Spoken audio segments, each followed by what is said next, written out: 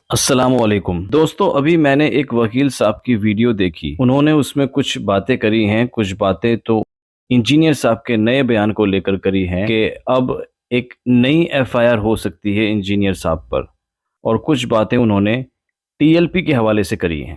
کمال ہے، ابھی ایک پبلک سیشن ہوا ہے اور ان فرقہ پرست بندروں کی چیخیں شروع ہو گئی ہیں. تو ان وکیل صاحب کی دونوں ہی باتوں کا جواب میں فیکٹس اور لاجک کے ساتھ دوں گا انشاءاللہ. جو انہوں نے انجینئر صاحب پر نئی ایف آئی آر کو لے کر بولا ہے اس کا بھی، اور دوسرا ٹی ایل پی کو لے کر جو کچھ کہا ہے اس کا بھی. اور میں یہاں کوئی جذباتی بات نہیں کروں گا ٹی ایل پی کو لے کر. اس جماعت کی کیا ہسٹری رہی ہے اور کیا کچھ ہوا ہے ماضی میں، اس بارے میں کوئی بات نہیں. میں صرف اس پوائنٹ کا جواب دوں گا جو وکیل صاحب نے اپنی ویڈیو میں کہا ہے. تو وکیل صاحب کا کہنا تھا کہ جو یہ کریک ڈاؤن ہوا ٹی ایل پی پر، یہ صحیح نہیں تھا. انہوں نے جو کچھ ایکسپلین کیا تو اس سے وہ یہی کہنا چاہ رہے تھے کہ ٹی ایل پی پر کریک ڈاؤن اور یہ پیر ظہیر الحسن شاہ کی سزا، یہ سب کارروائی ٹھیک نہیں ہوئی. تو میں پہلے اس پوائنٹ کا جواب دیتا ہوں. ٹی ایل پی نے جو حرکت کری جس کے بعد کریک ڈاؤن ہوا، مجھے تو سمجھ ہی نہیں آیا کہ یہ ٹی ایل پی والے کرنا کیا چاہ رہے تھے. کیونکہ اس کے بعد ٹی ایل پی ایک واحد جماعت بن گئی ایسے، جس نے صرف ایک طبقے کا نہیں یا صرف ایک مسلک کا نہیں، اور یہاں تک کہ صرف ایک کنٹری کے مسلمانوں کا نہیں، پوری دنیا کے مسلمانوں کا دل دکھایا ہے. میں بتاتا ہوں کیسے. فلسطین کے لوگوں کو جب مارا جا رہا تھا، بم برسائے جا رہے تھے ان پر، ان کا لگاتار قتل عام ہو رہا تھا، دنیا کے تمام مسلمانوں کو اس بات کا ہمیشہ غم رہتا تھا. لوگ سوچتے تھے کب ٹھیک ہوگا، یہ کیسے ٹھیک ہوگا، کب یہ قتل عام بمباری رکے گی. تو اس ٹائم یہ ٹی ایل پی والے اپنے گھروں میں بیٹھ کر انجوائے کر رہے تھے، ڈالرز، پاؤنڈز، ہر طرح کی کرنسی سے لطف اٹھا رہے تھے. چلو میں یہ بھی کہتا ہوں وہ بولے ہوں گے تھوڑا بہت فلسطین کے لیے، لیکن بس ویسے ہی آواز اٹھائی جیسا کہ سبھی لوگ آواز اٹھا رہے تھے. کچھ خاص اسپیشل نہیں کیا اس ٹائم پر ٹی ایل پی والوں نے. اور پھر ایک دن آتا ہے جب یہ جنگ بندی ہوتی ہے، معاہدہ ہوتا ہے، اور جب یہ معاہدہ جنگ بندی اناؤنس ہوتی ہے، اس کے بعد فلسطین میں خوشیاں منائی جاتی ہیں. وہاں لوگ عید کی طرح سیلیبریٹ کرتے ہیں.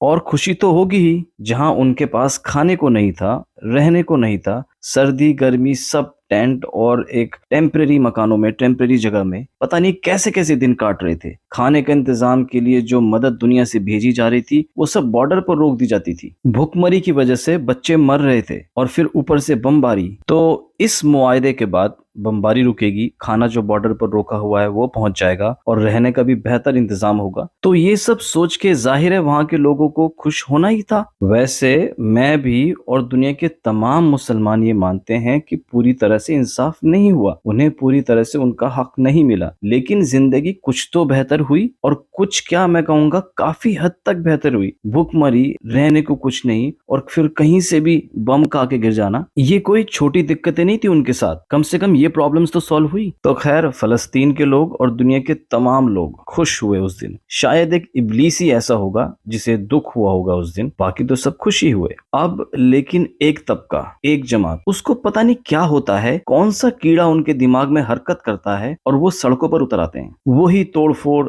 گھیر کر اس کو مار، اس کو مار، پولیس والے کو مار، اور جی بوال شروع. اب یہ بتاؤ ان کو کیوں برداشت نہیں ہوا فلسطین کے لوگوں کی خوشی؟ ان کی ویڈیوز وائرل ہوئی تھی اس دن کی، عید کی طرح سیلیبریٹ کر رہے تھے وہ لوگ، اور پوری دنیا میں مسلمان ہی نہیں غیر مسلم بھی خوش ہوئے. لیکن یہ ٹی ایل پی والوں کو کیا ہوا تھا؟ انہیں یہ خوشی کیوں برداشت نہیں ہوئی؟ کس طرح کے لوگ ہیں یہ؟ چلو اگر تمہیں آواز اٹھانی تھی کہ فلسطین کو پراپر انصاف ملے، حق ملے، 1 مہینے بعد، 2 مہینے بعد آواز اٹھاتے. لیکن یہ کیا بات ہوتی ہے کہ پوری دنیا کے مسلم خوش ہو رہے ہیں اس دن، اور ایک طبقہ توڑ پھوڑ بوال مچا رہا ہے؟ کیا کوئی جسٹیفائی کر سکتا ہے کہ کیوں اس طبقے کو غصہ آیا؟ فلسطین کے لوگوں کی کچھ تو پرابلم سالو ہوئی تھی، تو اس طبقے کو کیوں اتنا برا لگ گیا؟ یا ان کے پیچھے کوئی اور تھا؟ باقی دوسری بات جو آپ نے کری کہ انجینئر صاحب کے پہلے سیشن کے بعد، اور انجینئر صاحب نے جو کہا کہ جن لوگوں نے سازشیں کری آج وہ اندر ہیں اور میں 103 دن بعد باہر ہوں، اس بات پر آپ بول رہے تھے کہ یہ پرووکیشن ہے، اور اس میں سیکشن یہ سیکشن وہ، اس کے تحت یہ کارروائی ہو سکتی ہے. تو بھائی صاحب یہ کون سی پرووکیشن ہے؟ اگر میرا کیس چل رہا ہو کسی کے ساتھ اور میں کیس جیتتا ہوں تو میں یہ تو بولوں گا کہ تم نے یہ کیا، تم نے وہ کیا، لیکن میں جیت گیا آخرکار.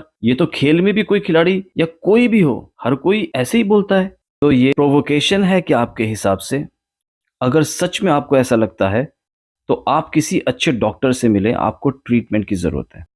اور اس کو کیا کہیں گے جب ظہیر الحسن صاحب کسی کے سر کی قیمت لگاتے ہیں؟ مطلب جو اس بندے کا سر لے کر آئے گا اس کو میں اتنے پیسے دوں گا، تاکہ وہ پیسے کے لیے جائے اور اس کام کو انجام دے۔ اور پھر ریلیجیس اسٹیٹمنٹس کا بھی مس یوز کرتے ہیں کسی کو ابھارنا مرڈر کے لیے۔ یہ پرووکیشن نہیں ہے کیا؟ اور پھر وہ ممتاز قادری والا کیس ہوا تھا جو حنیف قریشی صاحب نے خطرناک بیان دیا تھا، اس بیان کے بعد ممتاز قادری نے وہ مرڈر کیا۔ اور پھر ابھی حال ہی میں جو حنیف قریشی نے عدالت اور ججز کو دھمکی دی ہے کہ ہم اور ممتاز قادری نکالیں گے، یہ سب پرووکیشن نہیں ہے؟ لیکن یہاں آپ کی زبان پر تالے لگ جاتے ہیں، آپ فرقہ پرستی میں اندھے ہوئے پڑے ہو۔ خیر، ہم تو آپ کے لیے بھی دعا کرتے ہیں اور سبھی کے لیے دعا کرتے ہیں، اللہ ہم سب کو ہدایت دے اور صحیح راہ پر چلنے والا بنائے، آمین۔ باقی دعاؤں کی درخواست ہے۔ السلام علیکم ورحمۃ اللہ وبرکاتہ۔